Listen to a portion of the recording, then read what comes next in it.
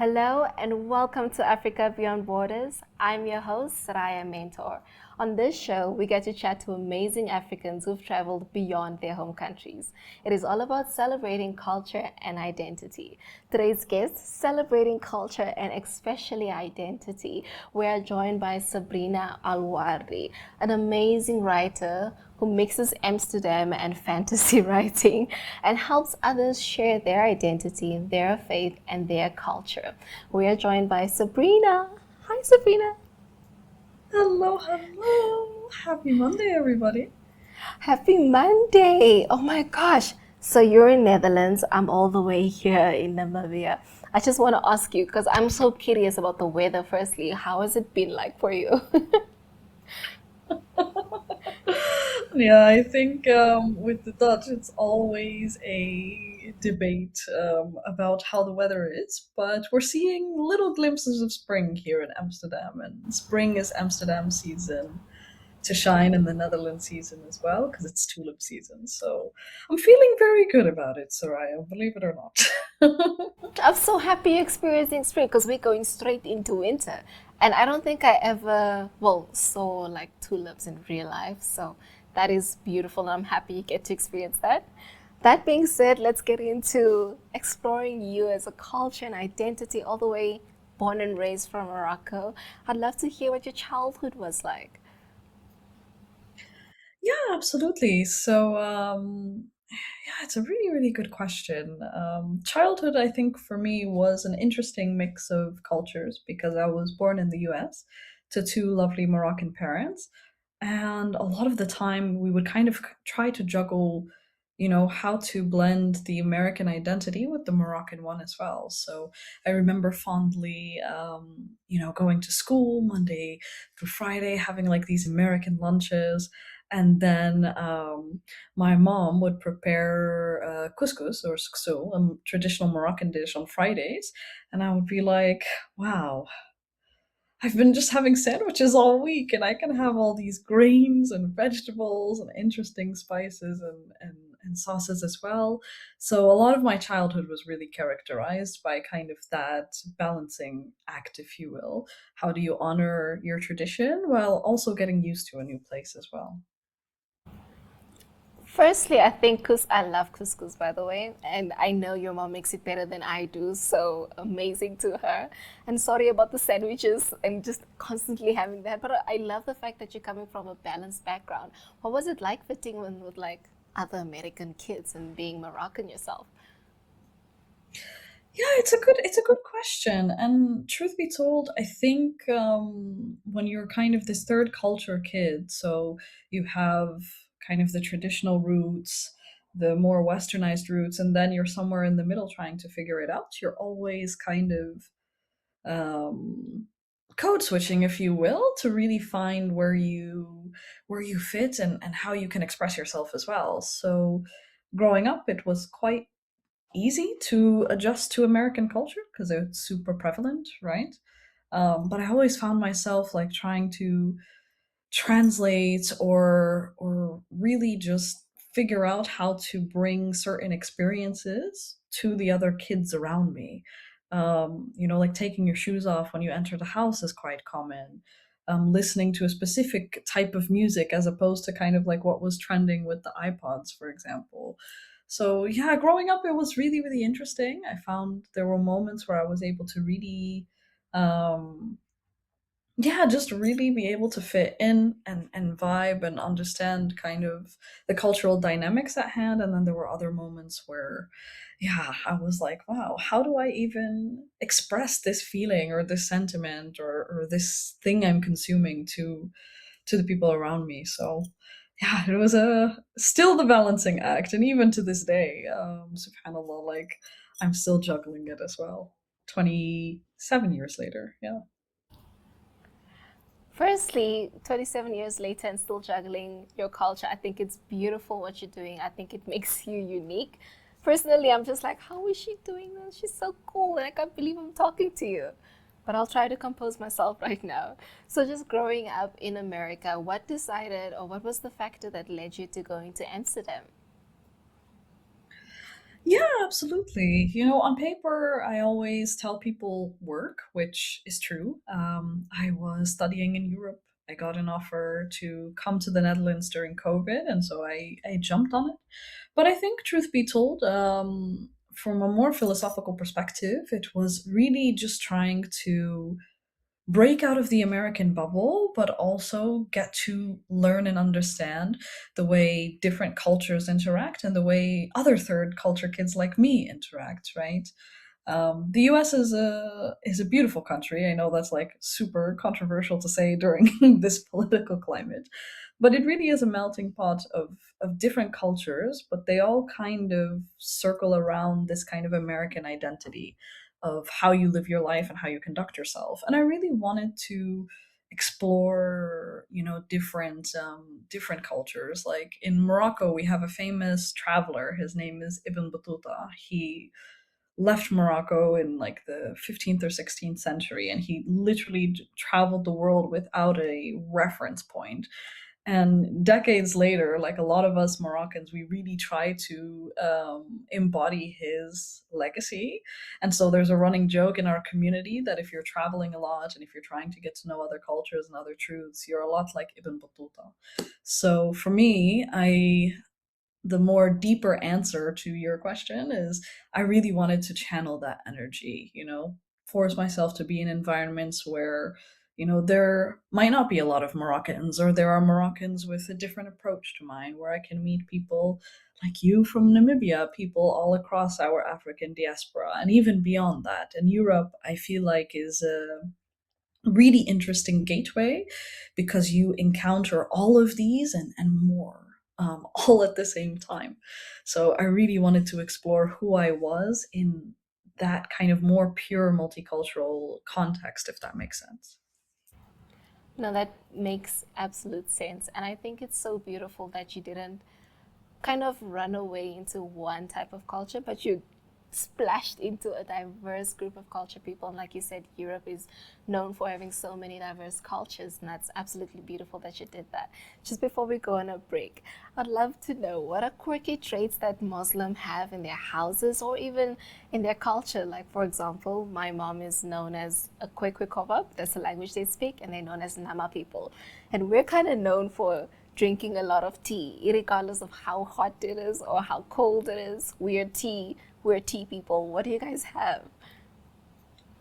Oh, Ray, it's really quite similar, funny enough. So I think in like Muslim households in general, we have kind of like the classic stereotypes, like Bachor and Oud, for example. We really, really love to smell good and smell in kind of that traditional smoky type of fragrance.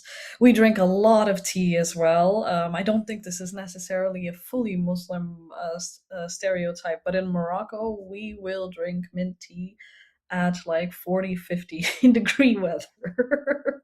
Like you cannot stop us from drinking tea. So the classic Moroccan household has like all of these teapots, which we call bread in Arabic. And we also really, really take pride in our cooking and our heritage as well. So when you come to my apartment in Amsterdam, even though I'm living in a very traditional Dutch canal house, you will see Moroccan spices, tagine pots that are super big, shaped like this, kind of scattered all around. So yeah, those are some of my quirks. If you're coming to my house, you need to eat, you need to drink, and you need to feel inspired. So I shamelessly plug that every time. You know what? I love how you're taking bold and proud. Viewers, Sabrina and I are gonna go some mint tea while we go on a quick break. We'll be right back.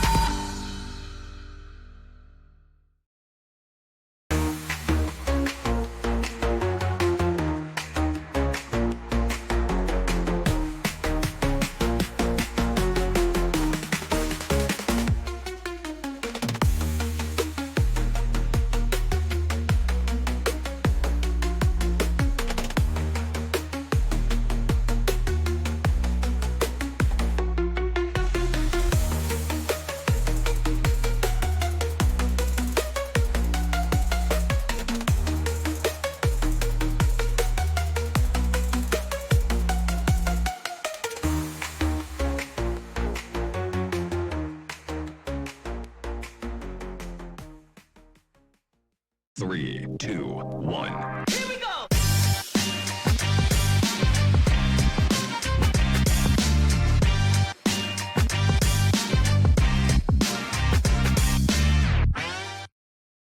Are you looking for real conversations that matter? Join We Talk, where community voices become real issues, honest opinions, and powerful stories. From everyday challenges to inspiration solutions, this is your space to listen, learn, and speak up. Catch We Talk every Thursday on DSTV channel 285 and GoTV channel 25. You can also watch it on 102.com and NTV Afrikaans. You don't want to miss the real issues because we are here to tell it for you. Every Thursday at 6:30.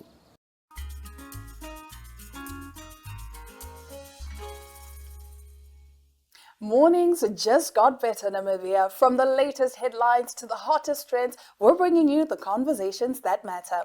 That's right. Bright minds, bold opinions, and a touch of morning magic. This is your daily dose of energy. So grab a cup and join in on the conversation every weekday morning at 8 o'clock with Smell the Coffee, hosted by Diana Master and Aina Raisa Quayo.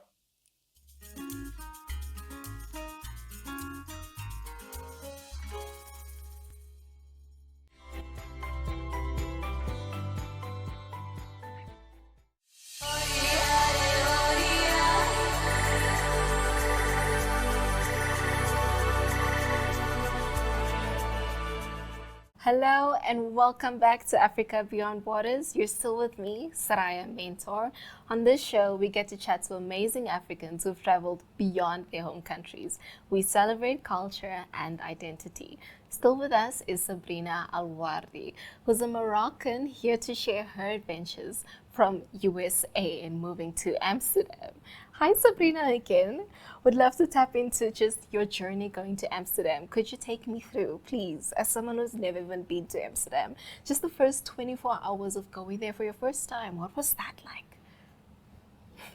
Yeah, it's a good question, but I think I'm gonna have to cheat with the question a bit and kind of take you on a bit of a deeper journey there. When I moved to Europe, it was approximately, wow, 7 years ago.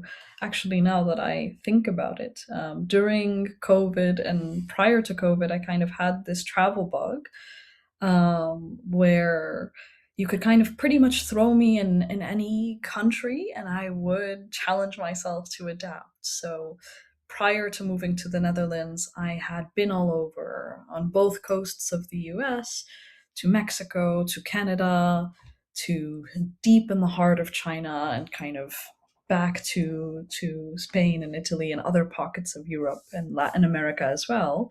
And so I was carrying a lot of this kind of Ibn Battuta baggage, as we talked about in the first half, with me. When I arrived to the Netherlands, funny enough, it felt like home within those first 24 hours, and Amsterdam did as well. But it also felt really unique and different as well. You know, you're hit with kind of a mirage of really old architecture, really old bikes as well, and people just kind of biking to and fro in the city. And you kind of feel an interesting cultural dynamic. Like I feel like a lot of us from the African diaspora are super warm, we're super inviting. You know, our cultures are built on hospitality, on enriching each other, on growing each other and feeding each other. And when you come to the Netherlands, there is a little bit of that flavor, but it has a much kind of colder view in the positive way. So people are a lot more direct with you. People kind of challenge you to take more ownership by yourself. So I remember those first 24 hours, it felt like a really refreshing cold plunge where, okay, I can kind of dive into an interesting and different culture, try to challenge my way of thinking and kind of that warmth I bring, and see how I can develop myself. And yeah, 6 years later, I speak Dutch fluently. I've kind of gotten an understanding of the culture, and I realized that still there's so much to learn in this really, really tiny country. So, yeah, that was my first 24 hours in Amsterdam and the journey to Amsterdam. was a lot of kind of accepting those nuances in travel for me. Sabrina, that was absolutely beautiful. The fact that you said you felt at home when you came to Amsterdam, it felt similar to home. That is absolutely amazing. And you speak Dutch fluently. I mean, I could say something for 6 years. I'm not sure if I could pull that off as well as you did. From all your traveling adventures, I would love to know which part really struck a chord in you. It doesn't even matter which country, but what was like a moment for you? Oh, right. It's a good question. And to be honest, there's a lot. I think throughout my travels, it's not necessarily a single moment that stuck with me, but I think the philosophy that stuck with me is kind of what it means to be human and alive. And the truth behind that kind of really boils down to being able to be authentic with others and being able to connect with others. For me, I've always been Moroccan abroad, but being Moroccan abroad involves, shedding many snake skins, if you will. Sometimes you're European, sometimes you're non-European, sometimes you're Indigenous African, sometimes you're not, really depending on the context and the audience that you talk to. But throughout my travels, um, to Asia, to Europe, to pockets of South America, to pockets of North America as well. What I've always kind of enjoyed and reveled in is just that ability to be able to connect. So for me, it feels like a kind of cheating question if I focus on a single moment, because I always reflect on kind of the big and small groups of people that I've met, from kind of the shop owners at your local mom and pop shop in the neighborhood that you've been to, all the way to yeah, maybe these bigger career professionals that you're having a formal coffee chat with. For me, what sticks with me after all these years is kind of that meaning of what it means to be human and alive, which is to connect and to also give and when you connect as well. So I'm so sorry, you left me speechless because I was like, I have a great question. Now I'm like, wait, what? I got very emotional my side. I think it's beautiful, like that you mentioned, it's all about being human and connecting. As a writer who combines reality and fantasy, how did this traveling experience shape the way you view yourself, and how did it shape rather your writing? Yeah, it's a really, really good question. And funny enough, I was having this conversation earlier this morning for this interview. But I think it was very much organic, if it makes sense. Like that philosophy of being human and alive that we had just discussed. I had realized, because I'm a previous kind of corporate career woman, that in my corporate career, I was consuming a lot of these travel milestones, right? Like when you meet other travelers, oftentimes you guys are comparing the number of countries you've been to, or the number of cultures that you've experienced, or where you've seen the world, and kind of a sense of kind of conquering the world.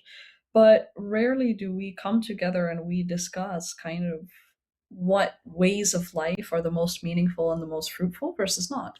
So, through my travels, I kept kind of a little notebook, and I think I have it here actually. So yes, like very, very traditional kind of Moroccan Ottoman style notebook. But I kept it with me and kind of wrote down these life lessons and philosophies and truths that I was picking up on. And I realized that in order to kind of get deeper to my purpose and to deepen my writing as well, I needed to be a little bit vulnerable about how I reflected on those learnings, and then how I could enrich and empower kind of local communities with them as well. So, yeah, to your question, this kind of idea of giving to others, helping others design the life of their dreams, and doing so through kind of a collective community mindset, that's really what shaped the backbone of my writing, and shaped the backbone of my kind of career endeavors to date.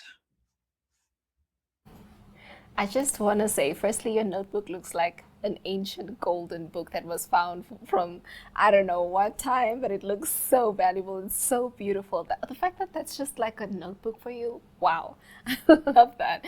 I absolutely love how you also touched on just working with people and creating this as you say, jotted down the lessons that you learned and sharing with people. Thank you for doing that. Just before we say goodbye to our viewers, I'd love to hear, has your definition of what home is changed? Yeah, it's a beautiful last question to end on, Ray. And I think